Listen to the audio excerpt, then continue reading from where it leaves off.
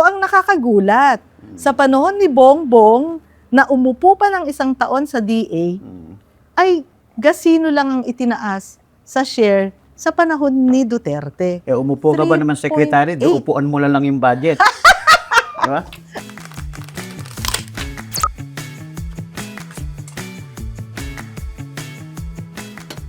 Caps Kape, napuyat ako kagabi sa gimmick. Talaga? Hi, si Rose Bito ng Ibon Foundation.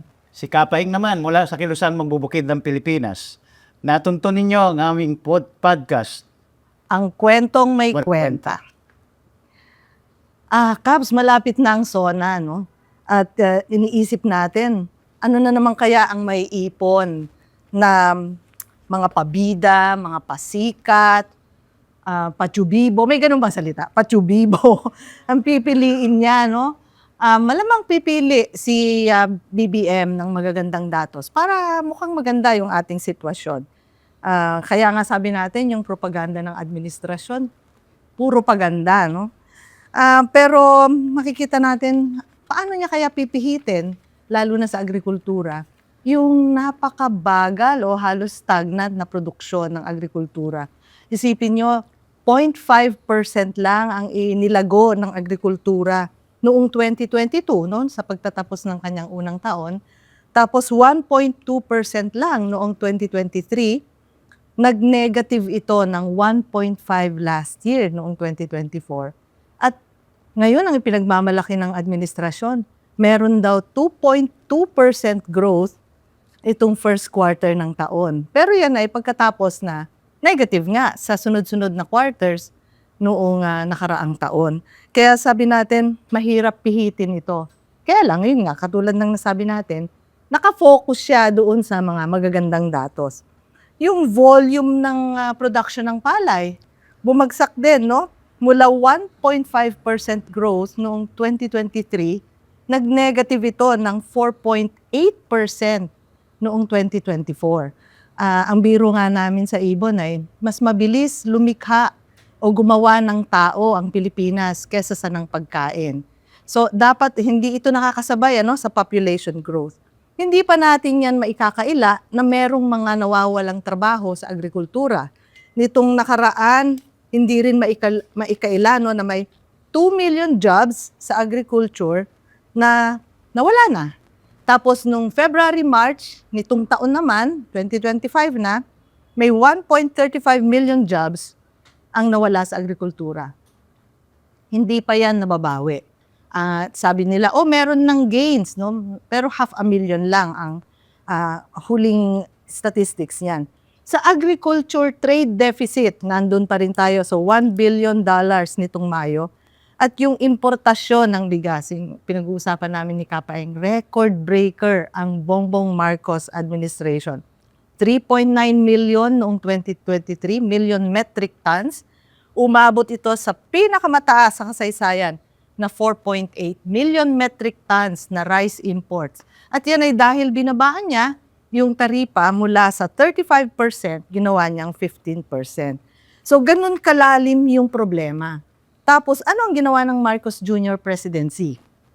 Puros gimmick. Sa isip namin, kung sa bagay, wala naman kasi siyang work experience, di ba? Bilang anak ni Marcos Sr., puro siya gimmick nung kanyang kabataan. At kahit nung sa pagtanda niya. At kahit nung naging presidente siya, makikita natin yung mga gimmick niya. Sa episode na ito, magbibigay tayo ng 5 bonggang gimmick ni Bongbong sa sektor ng agrikultura. Caps, ano ang nasa listahan mo? 5 bonggang gimmick, ha? Sa unang-una na, yung sa kanyang gimmick at ay yung pagbibigay ng ilusyon na mayroong pamamahagi ng lupa sa ilalim ng kanyang administrasyon. Na sa totoo lang, ay ito yung kalakhan nito ay dahil dun sa tinipak-tipak na mga collective certificates of land ownership award sa individual na CLOA sa ilalim ng tinatawag na split project o yung support to parcelization of lands for individual titling. Itong split project na ito ay World Bank funded ito At ibig sabihin, utang. At sabi nga ang target nila dito ay merong mahigit na 1 milyong hektarya ng lupa na masasaklaw. Pamimigay. Doon sa may 600,000 mga agrarian reform beneficiaries at layunin daw nito na ipatawad na yung 57.5 billion pesos na mga outstanding na pagkakautang ng mga ARBs o agrarian reform beneficiaries sa kanilang di nababayarang mga amortisasyon sa lupa plus yung 6% interest per annum sa land bank. Yung na-EYA ka mo. At sa ilalim ng New Agrarian Emancipation Act. No? Yan yung batas niya na sa totoo lang ay gimmick at nagbibigay ito ng ilusyon na sa ilalim ng kanyang administrasyon ay meron pa ring reforma sa lupa. Sa totoo lang ay wala naman talagang bagong lupain na nasaklaw ng acquisition and distribution sa ilalim ng kanyang administrasyon. Ang ibig nating sabihin dito at inaasahan ay matatapos yung termino niya sa 2028 na yung malalawak pa ring lupain na sa aking pagtutuos ay aabot to hindi bababa ng 500,000 hectares, no? Na mga private agricultural lands pa ang hindi nagagalaw. Ibig lang sabihin yan, yung mga laking may-ari ng lupa, nitong mga lupaing nananatiling yung remaining unacquired and undistributed agricultural lands, private agricultural lands, ay hindi magagalaw hanggang sa matapos ang kanyang termino ng panunungkulan.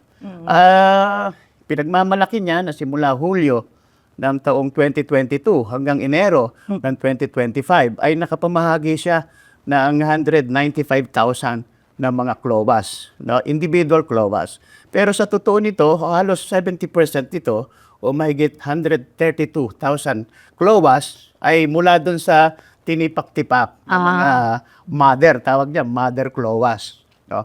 Mother klobas. Kaya pag pinag-usapan, may bago bang lupa dito o land holdings o may bago bang benepisyaryo dun sa bilang na ito. So, lalo na dun sa almost 70% na yon na galing dun sa mga collective klobas, ang sagot, wala. No? Wala. Kaya nga sabi natin, isa ito sa nangungunang gimmick ng administrasyong Marcos Jr. Land distribution daw, no? Pero yun nga, kumbaga bibigyan ko kayo ng tigi-isang pizza, yung pala, tigi-isang slice no, ng pizza sa iisa lang, no? Na kabuuan. Tapos, Caps, lumabas din yung Census of Agriculture and Fisheries na nakita natin lalo pang ang tumaas yung kawalan ng lupa o hindi pagmamay-ari ng mga magsasaka na naging 78% ng buong agricultural population ay hindi pa rin nila pag-aari yung kanilang sinasakang lupa. So, yun yung nakita natin na isang gimmick niya ay sa binabanggit din ay kunyari may distribution pero hati-hati lang kayo sa collective.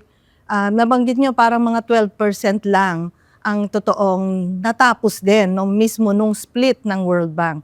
Tapos, kunyari, pinatawad na kita sa utang mo, gayong wala naman ako dapat utang, no?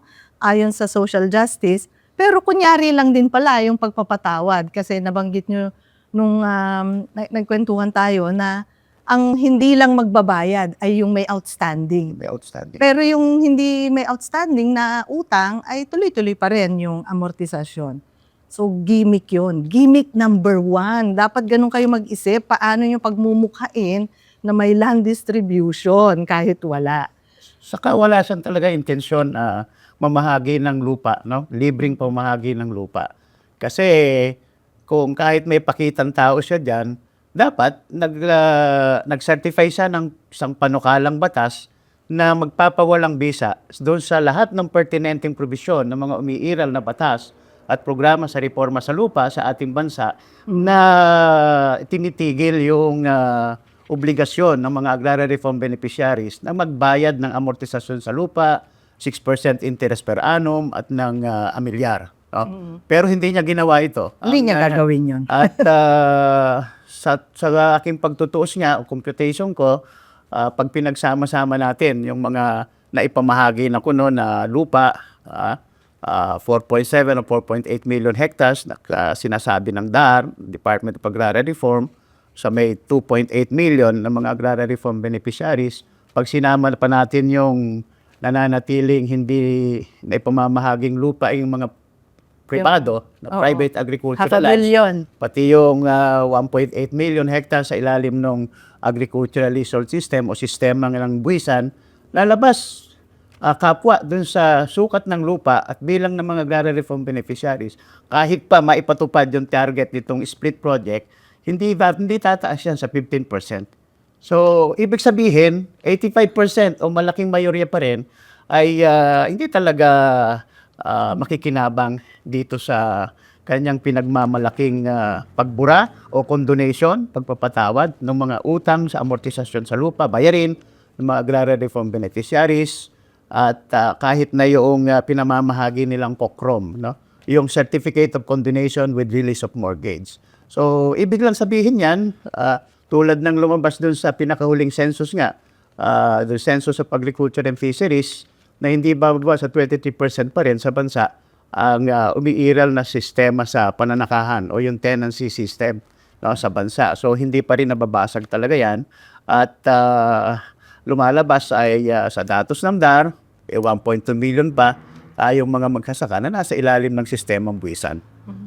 Hanggang sa ngayon. Yung kokrom nga pala, Caps, banggitin ko bilang pag-ano rin natin, doon sa gimmick niyang yon ay ipinamamahagi niya yun. Nandoon ang presidente lagi pag siya ay mamahagi, no, nung Certificate of Condonation, right before yung SONA niya. Ganun, dapat ilalapit mo, Caps, doon sa iyong anibersaryo para hindi ka makakalimutan. Saka yung birthday niya at yung birthday ng secretary ng Department of Agrarian Report, kailangan ilalapit mo doon. Oo. Para bongga naman. Oo, para may cake din. Gigimik ka na nga lang, hindi pa bongga. Di ba? Kailangan, kaya sa kanila, programa ng pabonggahan yan. No? Yung pala yun, Caps, bonggang-bonggang maniobra ang dapat kailangan ng BBM yun. Sige. Ako, Caps, gimmick number 2 ko, yung benteng bigas. Meron na, BBM din yun, no? Ano naman yan, no? Napaka-obvious niya. Gusto niya itong ipamahagi, halimbawa ang target niya ay 2 million beneficiaries, pero hanggang December lang, 20 pesos kada kilong bigas. Ang budget niya ay 4.5 billion. Eh di syempre magko-compute tayo. Ang sinabi niya ay 33 pesos kada kilo yung nasa market. Para maging 20 yon, isa-subsidize ko yung 13 pesos. Nung tiningnan natin, wala rin namang 33 pesos sa palengke. Kahit mismo yung nasa NFA. Pero sige, patulan natin, yung kanyang subsidy ay aabot lang sa wala pang 1 milyon na beneficiaries. So hindi niya abutin yung 2 million. Tapos, nung tiningnan din natin, teka lang, lumaki ang bilang ng gutom mula 2.9 million noong siya ay nanungkulan, naging hindi ako sigurado, 5 million. So, 3 beses lumaki yung bilang ng gutom.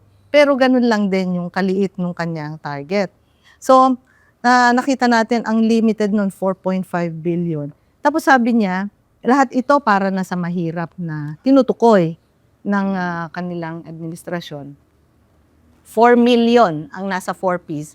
So, walang 1 million ang makikinabang at hanggang December na lang po yan. At ang isa pang budol dyan ay hanapin nyo kung saan Kadiwa Center ninyo makukuha yung 20 pesos. Pero madali na lang din, minsan nandun din siya sa distribution ng bigas na yan eh.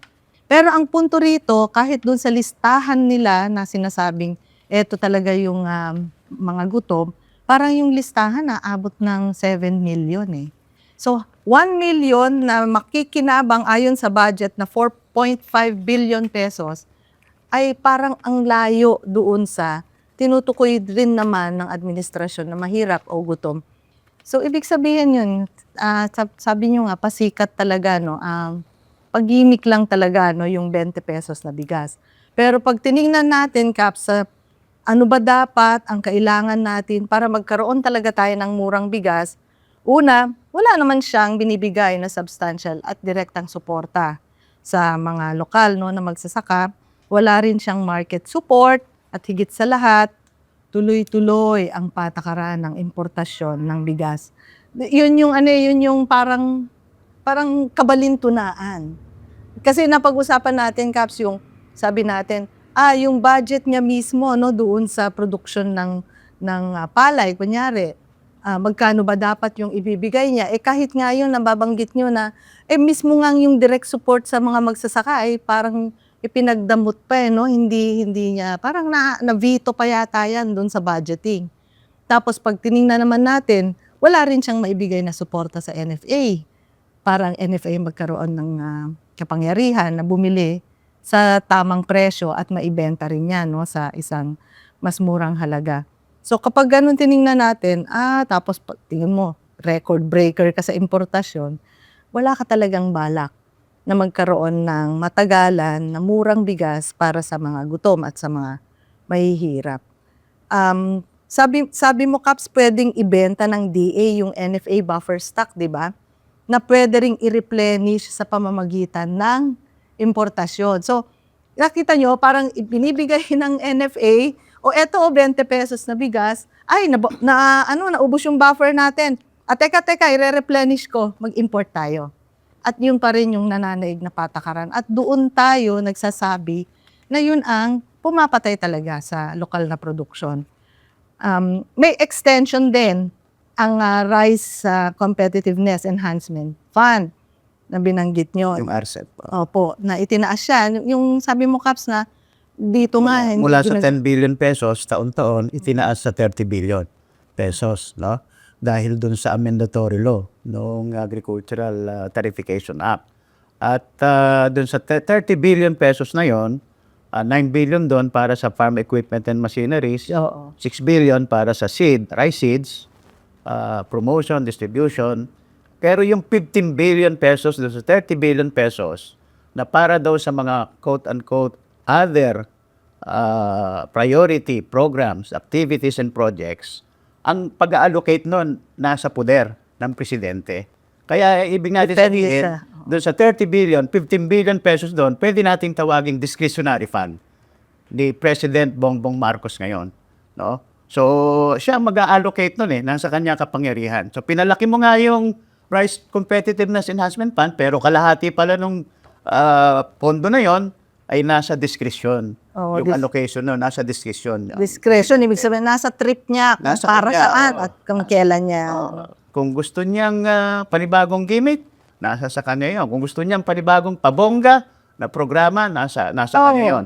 Pero sa totoo lang, Rose B, yung 20 pesos per kilo na yan ng bigas na galing sa bigas na hawak ng NFA, binili yan nung pangbuwan ng Mayo at Abril ng 2024. So dapat yan napamahagi na nung nakaraang taon. Pagdaan o pagdating ng bagyong Karina at Pipito, dapat na i-distribute. Isang taon na. Na ipamahagi na yan, isang taon na yan. Pero sasabihin nila, hindi naman sira Hindi naman sira yan kasi as of January 15, 2025, 80% nung hawak na mahigit 8 milyong sako magkapwa ng palay at bigas, 81% nun ay nasaan yun ng palay. Kaya sasabihin nila, ang palay naman tumatagal na 1 taong mahigit yan pag hindi mo giniling. Kaya hindi pa deteriorate yung kalidad niyan. Hindi pa bumagsak. So ganon ang ibig sabihin diyan. Bakit nanatiling palay ang kalakhan? Kasi nga hindi naman nagkaroon ng bidding doon sa milling services. So hindi walang mga bagong kontrata. Kaya noong as of January 15, 2025, kung may hawak na bigas ang NFA sa National Capital Region, ito ay 72,000 bags lang. Kaya alam ng mga pribadong sektor, Mababa sa food security yun. mababa sa 72,000 lang. Ilang araw lang yan na pwedeng ipamahagi ng NFA. So, alam talaga ng mga nasa pribadong sektor yan, mga commercial traders, rice importers, kung gaano lang ang hawak ng NFA. Kaya kahit bumabaha yung imported rice sa loob ng ating bansa, sa lokal na palengke, ay talagang nanatiling mataas yung presyo. Kasi walang, ang tawag ko diyan, walang pantable. Walang panabla yung gobyerno. Kasi para magkaroon ka ng panabla, kailangan meron kang malaking volume na hawak. Kung 56% ng stock na bigas ay hawak ng pribado, Opo. ay wala. Kaya lang, Caps, ito yung buwan na diniklara niyang may emergency, di ba?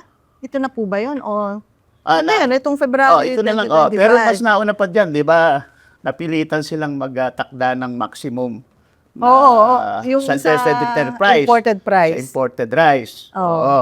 Na dati 51 pesos kada kilo ng bigas, bumababaw ng 44 pesos kada kilo. So, yun ang maximum. Oo, yon. Pero kung tutusin, 15 o 13% na mas malaki yan, mas taas yan, doon sa 39 pesos kada kilo ng bigas nung bago siya o nung panahon mag-assume siya ng presidency. So, ibig sabihin, hindi pa din bumababa doon sa kung anong preso kada kilo ng bigas nung siya ay umakto na bilang presidente.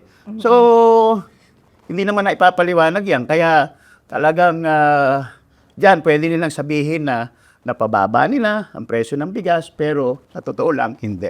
Hindi nila napababa. At ako, ito yung parang nakikita kong masakit eh. Dahil sinabi nyo na nasa discretion ng presidente yung kalahati, no, nung 30 billion ng Rice Competitiveness Enhancement Fund. So, kung giyon ang ginamit niya para sa BBM, benteng bigas, meron na, di para pala tayong ginisa sa sariling mantika kasi yun ay galing sa tariff revenue. Na kung tutuusin, ay hindi naman dapat magkaroon ng tariff revenue kung hindi tayo nakatuon, no, sa importasyon. Yung isa pang masakit dito na obserbasyon ko, dahil trumumpeta no, ng BBM ng isang ganong klaseng pagbaba ng selling price ng bigas sa mga consumers, ang mga traders na bigyan ng QE caps para baratin palalo yung mga lokal na magsasaka. So, nandoon no, yung isang, kumbaga, paano sa atin, parang, ewan ko, nakakaloko kung tutuusin doon sa ating presidente. Okay, napag-uusapan na rin lang ang bigas caps. Ito, maiksi lang. Gimmick number 3, yung crackdown. Crackdown sa rice smuggling at sa mga kartel, no? Na kung saan ay nagkaroon ng Anti-Agri-Smuggling Act, tapos pinalakas pa yon doon sa, una muna ano ba na una? Economic sabotage. Anti-agricultural smuggling act. Oo, Tapos naging anti-agricultural economic sabotage. Na parehong walang ngipin, no, ng mga batas.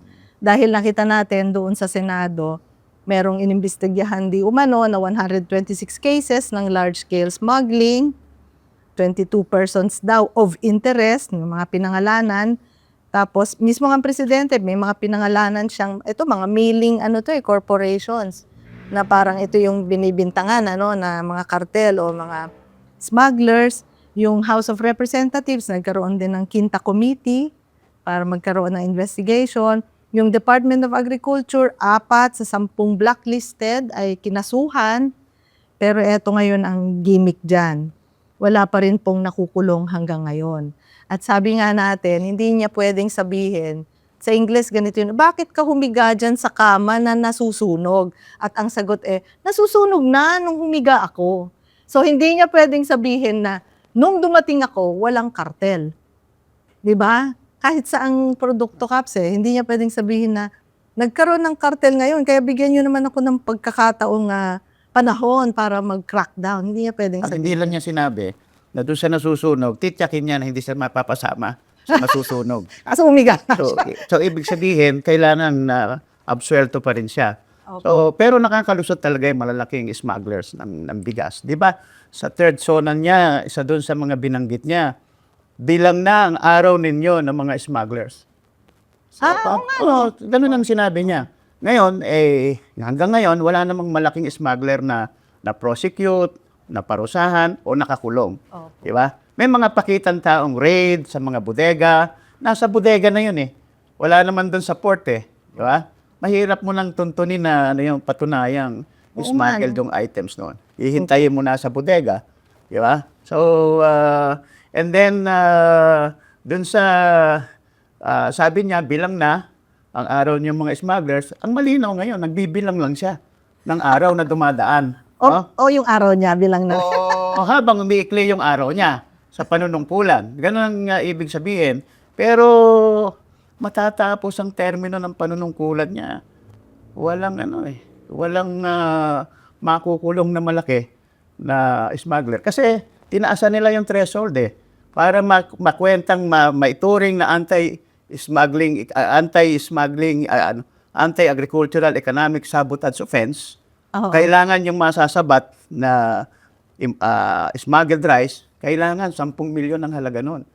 Kahit na sibuyas, bawang, repolyo, patatas, anumang produkto agrikultural, asukal, kailangan ang ano nun, ang halaga nun Ilan ay po?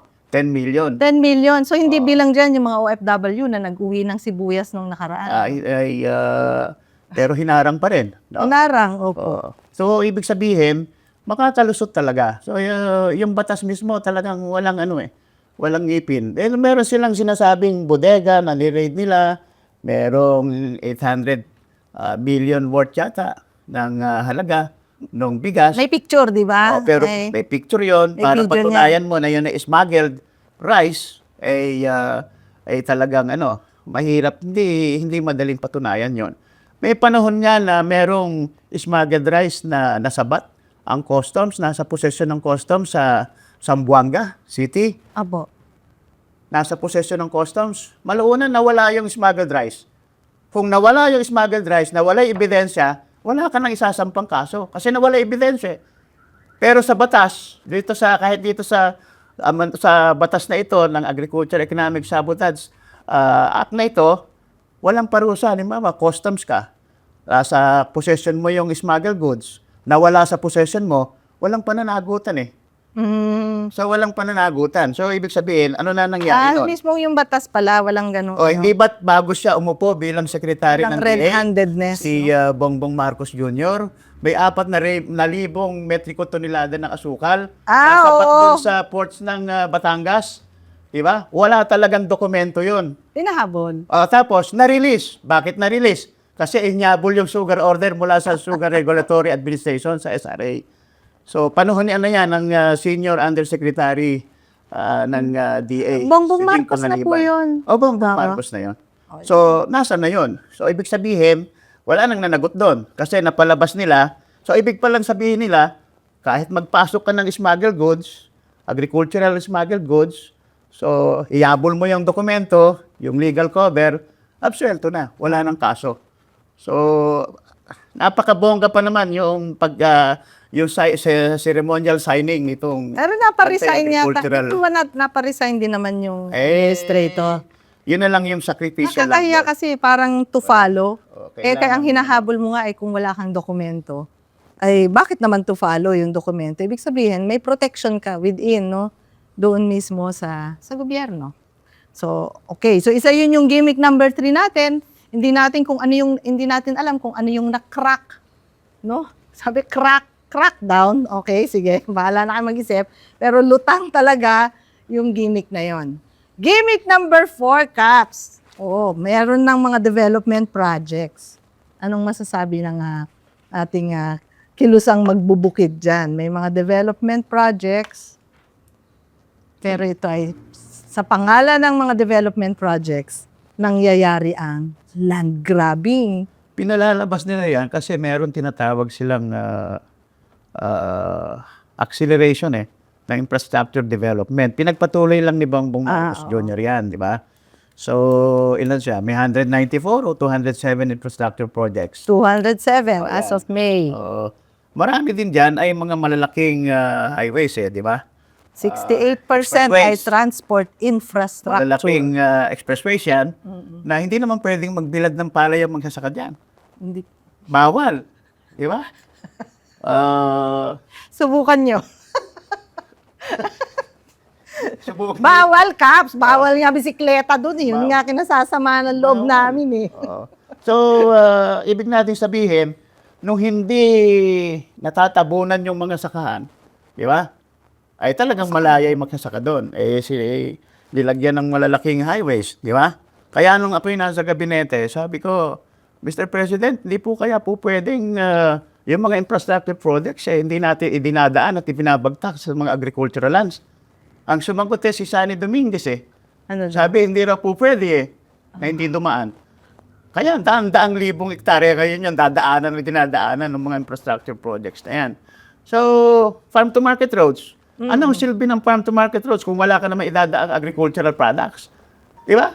So, ganun lang yun So, para sa kaunlaran na sinasabi Di ba, malalaking proyekto yan nandyan sa dating Clark Air Base, na ngayon Clarkville City. O mga katutubo pa nga na Di ba? dyan. Yung sa loob ng Hacienda Luisita. O ngayon, kasi meron may po. more than 1,500 hectares na naitakas yung mga kawangkod dyan Oo. sa pakitang taong stock distribution plan.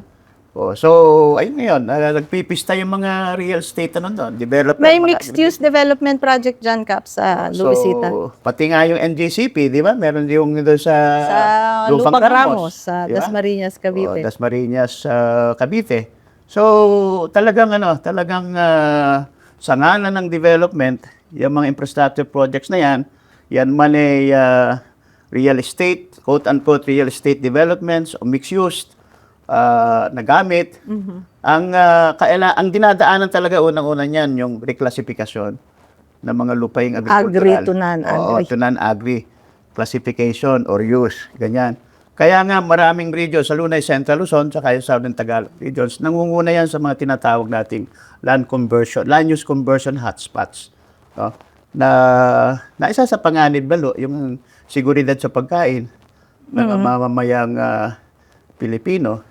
Halimbawa, yung dinaanan ng Central Luzon Link Expressway na yon, Silex, papunta ng sa Cabanatuan, sa Talavera na, Bebesiha, pupunta ng San Jose. Ang mangangailangan yun ng 400 hectares productive irrigated rice lands yung dinaanan na yon. So, bawas na yon doon sa food production areas natin.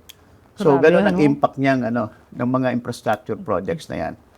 So, Kap, nabanggit mo yung farm to market. Ito pala, yung 207 projects, meron po siyang indicative amount na 10.4 trillion pesos.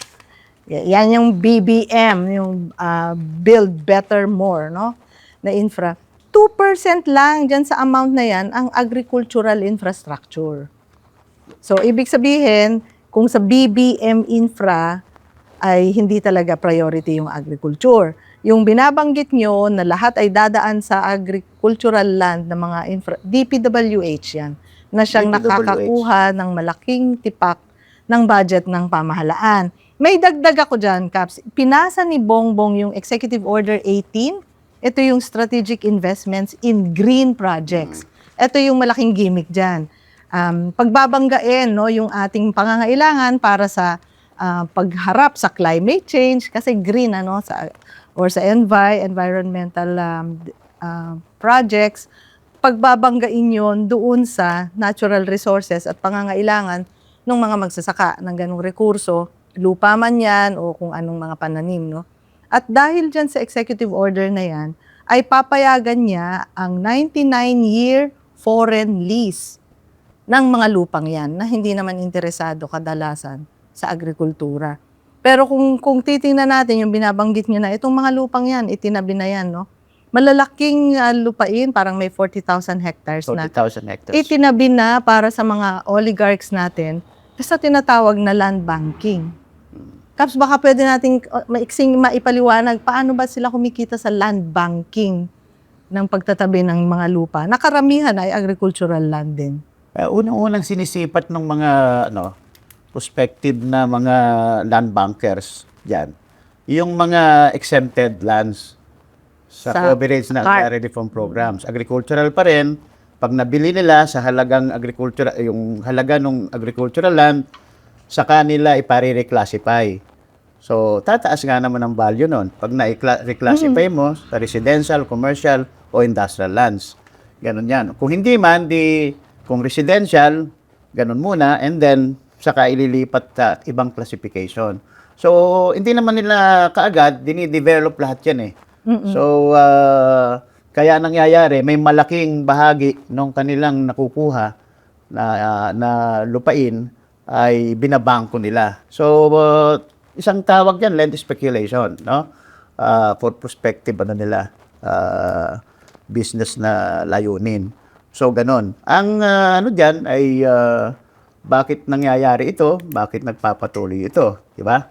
At hindi ka makakita ng konsolidadong data dyan eh. Kasi wala namang single government agency na tumitingin yan.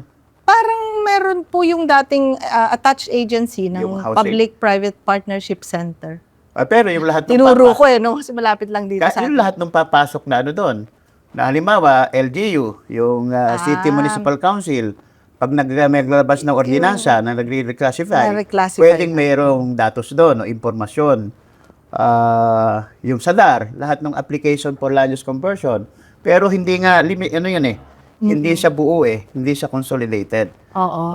na Basta ang data. punto, Caps, ang sinasabi mo, once na reclassify yan, no, ay mas tumataas yung, pag tinawag po nating speculation, ibig sabihin, sa pamamagitan lang ng promotion, halimbawa, sabihin ko, itong lupang to, dito ay maaari na tayong magtayo ng ganitong klaseng commercial na land, business, tataas ang value Tataas ng ang lupa. value. Sa pangalan nyo, no, yung commercial value niya.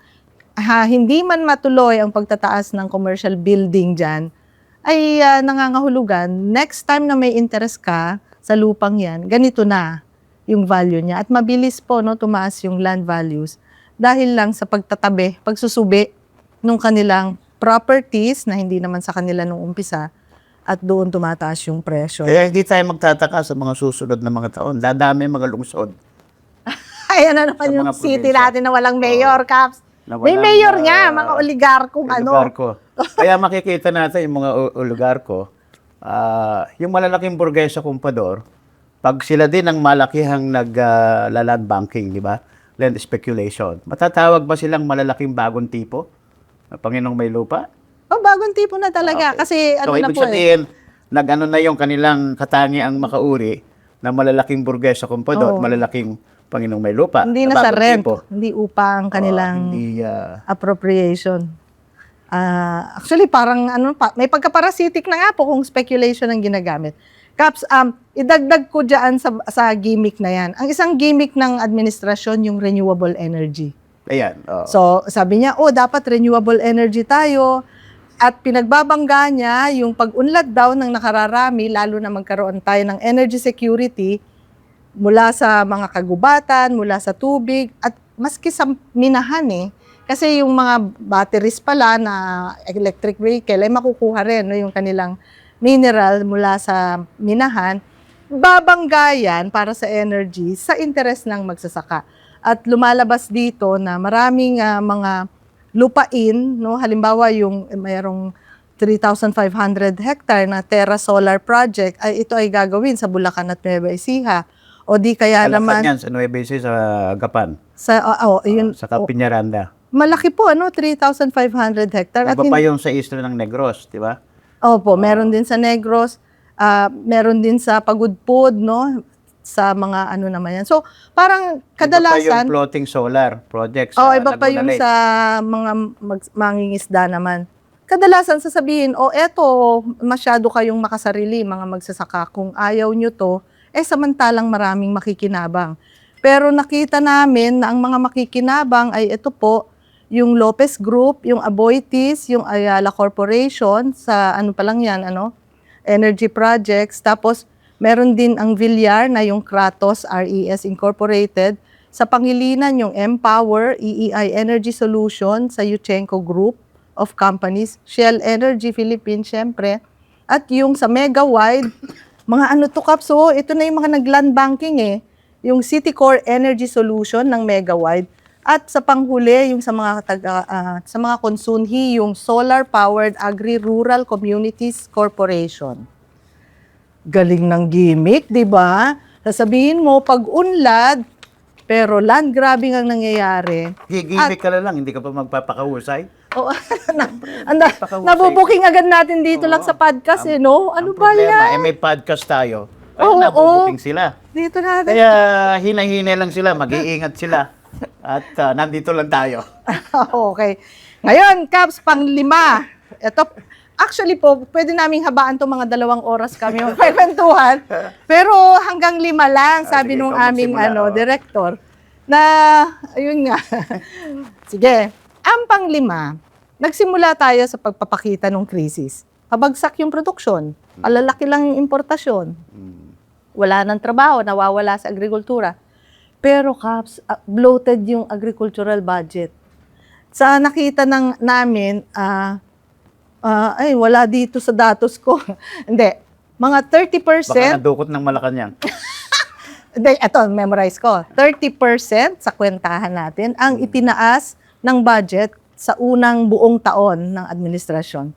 Tumaas uli ng mga 21% last year, 2024. Tapos biglang naging single digit lang, 5%. So sabi namin, ang taas ng itinaas ng budget ng agrikultura dahil ba siya ang naging DA secretary? Pero nung tiningnan natin, siyempre, agad titingnan namin yung production. Gano'n naman, di ba, Caps? Magbabudget ka, tingnan mo na, nag-improve ba yung output. production, oo. Dahil yun ang hindi namin hindi natin Tugma. tugma, sabi namin, tanungin natin si Kapay, baka nasa kanya yung misteryo nito. So, Caps, bakit tumaas nga ang budget ng agriculture sa ilalim ng Marcos administration, pero yung production niya, sobrang talaga, stagnant.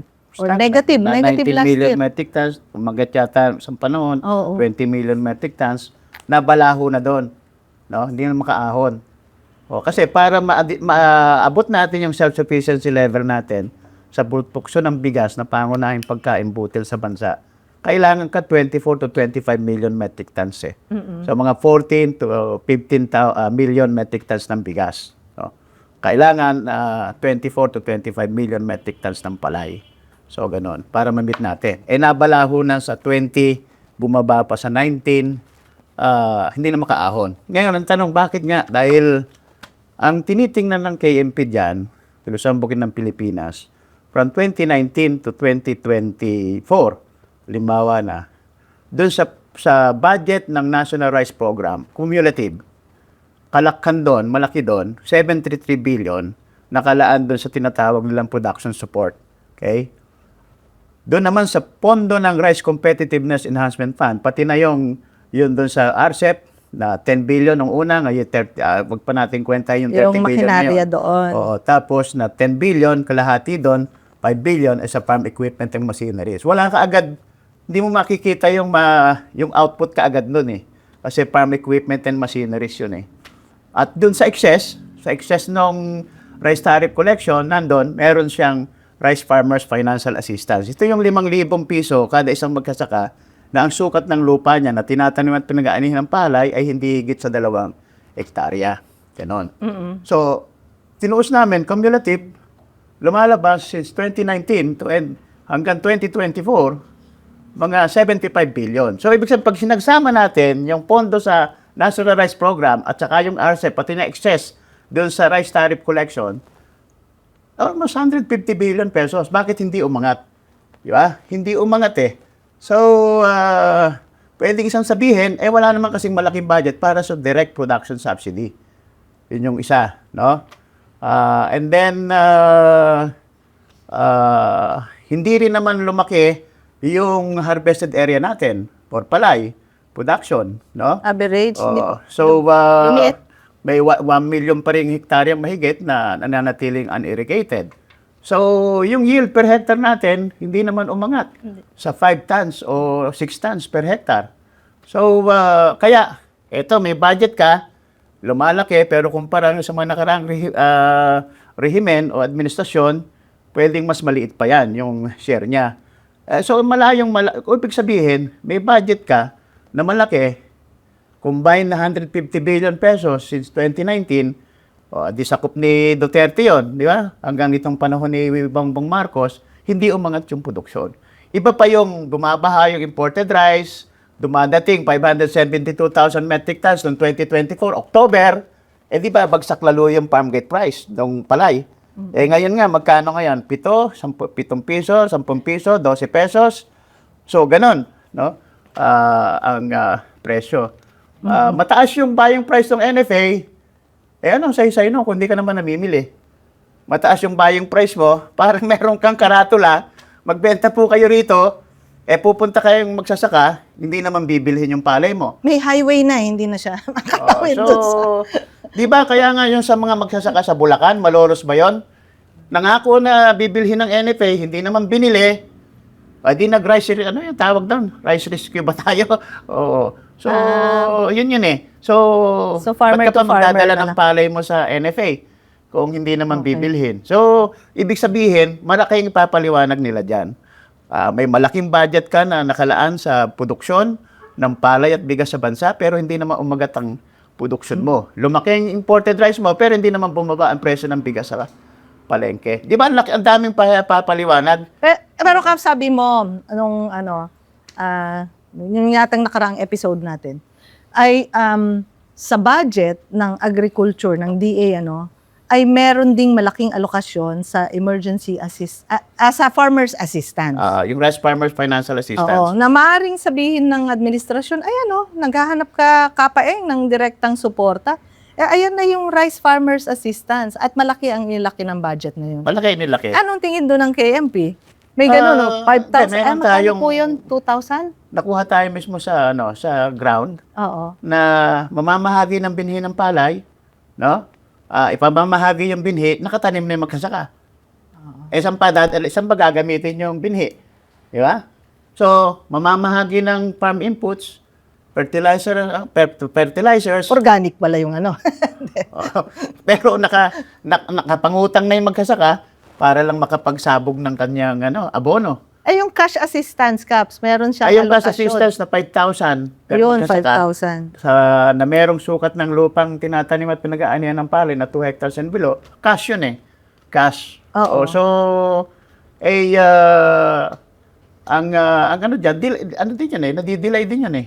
Delayed eh. Kahit yung utilization ng excess nga na tariff, isa nga dyan yung Rice Farmers Financial Assistance na kailangan ipaliwanag nila yung naging utilization yan. So, yung allocation, utilization, kailangan ipaliwanag yon. Kasi bakit? Hindi nga umangat eh. Actually, Yung Caps, local palay, kung rice production natin eh. Opo. Kung pag-iisipan natin yung agrarian development talaga, ang cash transfer po sa magsasaka ay napakahinang support, 'di ba? Para sa production. Nananawagan tayo yung cash assistance. Siyempre, yan ay dahil sa kawalan ng insurance ng kanilang binhi. Pero yung cash transfer, hindi yan isang komprehensibong parang approach para sa agrarian development. Kasi hindi mo kinilala na merong nagpapautang ng mahal, merong malalim na pagkakautang yung magsasaka. Kaya pag sinabi mong binigyan naman kita ng 5,000 bakit hindi ka nakapagtanim ng marami o kung ng mahusay? Dahil agad-agad maipambabayad yan sa utang. Pero kung merong pambansa o kaya pang gobyerno talaga na wide scale, na support sa magsasaka ay mas magandang yun na sana ang direksyon. Kaya nga isang kampanya dyan ng Kilusan Bukid ng Pilipinas ay magbigay ng mapamahagi ng production subsidies. 25,000 pesos para kada magsasaka, 10,000 pesos kada mangingisda, 10,000 pesos sa ating mga agricultural workers. Ang sabi ng gobyerno dyan at DA, paano natin pamamahagian yung mga manggagawang bukid? Wala namang lupa yan. Di ba? Pero kinikilala kasi nila dapat bahagi ng productive registered. forces sila. Di ba? Opo. Matataniman ba yung lupang tinataniman ng palay kung walang manananim? Hindi. Di ba? So, kaya dapat, kaya nararapat lang yung kampanya para sa production subsidies. No? Opo. Ng Tapos, Kilusang Bukid ng Pilipinas. alam mo, Caps, yung 5,000, nagagamit din yan ng politiko. Di ba sa distribution yan, LGU eh. Or local government level, let's say ng DA, yung 5,000 na cash assistance niya. At dyan din, nagagamit yan, pwede sa politika, pwede rin gamitin yan sa surveillance din ng mga magsasaka. Kaya nga, kahit nakakaramdam ako ng init at pinapawisan ako, yung mga nasa gobyerno, pinapawisan na yun, paano ipapaliwanag yung mga tanong natin. Sorry naman, Caps. Di ba? O ayan, meron ka ng panyo. Pero yun nga, yun yung isang bumukol doon sa pagtaas ng budget ng DA ay meron siyang gimmick din doon. Ito ay malungkot isipin, lalo na nakaisang taon si BBM bilang DA Secretary.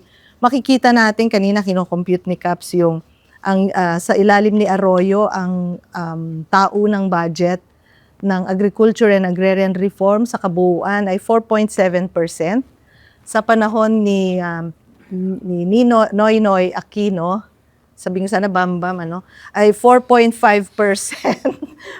Sa kanyang Agri-Pinoy program. Sa Agri-Pinoy program. Wala na, Penoy kasi yung nasa isip ko. 4.5%, no, of total budget. Eto ka, Kaps, sa panahon ni Duterte, walang maidadahilan ito, sadyang hindi niya lang talaga gusto ang agrikultura. 3.5% lang ang agriculture and agrarian reform sa kabuuang budget. At ito ang nakakagulat. Sa panahon ni Bongbong, na umupo pa ng isang taon sa DA, ay gasino lang ang itinaas sa share sa panahon ni Duterte. Umupo ka ba naman, Secretary? 3.8. Upuan mo lang yung budget. Diba? Tama ka, Kaps. Dapat talaga hindi siya umupo doon. Dapat talaga yung kapatid niya yung pinaupo no? So, Dami natin chika. So malayo pa rin yan kumpara dun sa... Ako nga, ang barometro ko diyan, dapat kung anong contribution ng agriculture and fisheries sector sa atin, sa gross value of production sa agriculture and fisheries, in trillion na pesos, dapat yung domestic support doon, di ba bababa ng 10% eh. Ako nga, dapat... Agricultural ka di ba? Oo, agricultural eh. Dapat nun, hindi nga bababa sa 50% kung gaano contribution ng agriculture and fisheries sectors natin, ganun dapat ang katumbas sa inilalaang budget. Pero malaking pang budget sa interest payment eh.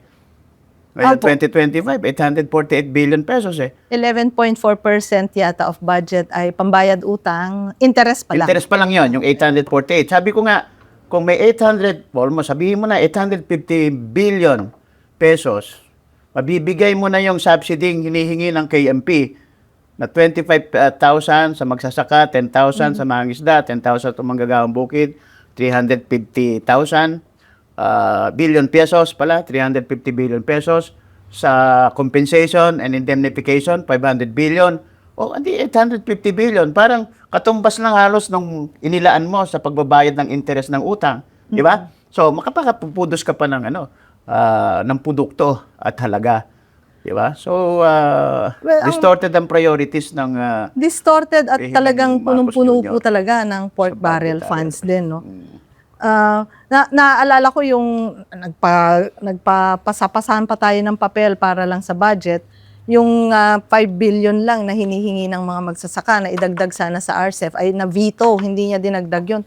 Pero sa isang linggo, itong BICAM, nung tatapusin na nilang budget, naipatong agad nilang 1 trillion pesos. At kalakhan dyan ay unprogrammed funds. O yun nga, yung sinasabi nyo, na kalahati pa ng RCEP ay nasa discretion pa ng presidente. So malaki yung ating pork barrel funds, 3.8% lang ang agrikultura and agrarian reform. 17% ang infrastruktura at yun nga, malaki pa ang pambayad ng utang kesa sa budget sa agrikultura. Naku, Kaps, ang dami na nating masyadong natalakay. Siguro, bago natin talaga tapusin ito, so yun yung ating 5 gimmick, hindi pala atin yun, sa kanya pala yun, sa administrasyon pala yun, yung gimmick natin, parating pa yun, Kaps, alam mo? Pero ito, positibong gimmick. Magpo-40th anniversary po ang Kilusang Magbubukid ng Pilipinas, Kaps. Nag-iimbita ang mga taga-KMP pero wala pang venue, wala pang program, at Kaps, wala pang pagkain. Paano ba yan? Pero 40 years, congratulations, Kaps. Baka pwedeng mga salamat. mga 2 sentences, ano ba ang KMP, anong naabot niya sa kanyang 40 years, parang ano yan, life begins at 40, Kaps. So, dapat lamang po na talagang ipagbunyi natin ang maningning na kasaysayan ng paikibaka ng mga magbubukid sa pamumuno ng Kilusang Bukid ng Pilipinas. Palagi nga nating sinasabi na magsasakang inaapi, pinubuklod ng KMP. Diba? So, pangunahin dyan ay yung paikibaka at kampanya para sa tunay na reforma sa lupa. Na ang sentral na layunin at batayang prinsipyo ay ang tunay na reforma sa lupa. Siyempre, hindi natin kakaligtaan ang isang mahalagang programa pa rin para sa pambansang industrialisasyon. 2 programa na napakahalaga po at rekisito sa tunay na pag-unlad ng ating pambansang ekonomiya. At malaking bagay po ang tunay na reforma sa lupa, lalo na sa pagtunay na pag-unlad ng ating sektor ng agrikultura. Ito yung magpapalaki ng bilang ng trabaho sa kanayunan, magpapababa sa poverty incidence sa kanayunan, magpapalaki siyempre ng produksyong agrikultural natin, lalo na ang pangunahing pagkain butil, maabot natin yung sariling kasapatan sa pagkain. O ibig sabihin, pagkakaroon ng isang matatag at sustainabling seguridad sa pagkain para sa bawat mamamayang Pilipino. So yun po.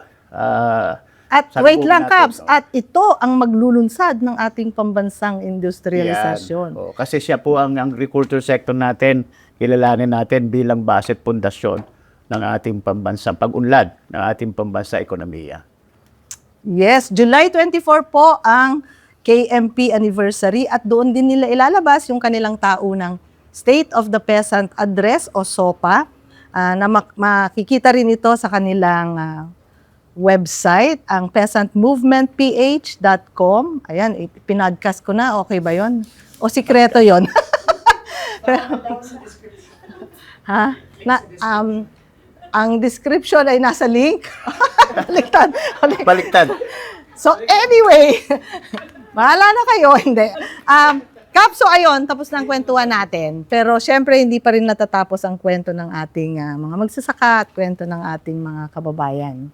Kaya hintayin po natin at subaybayan natin ang susunod po nating episode ng ating podcast.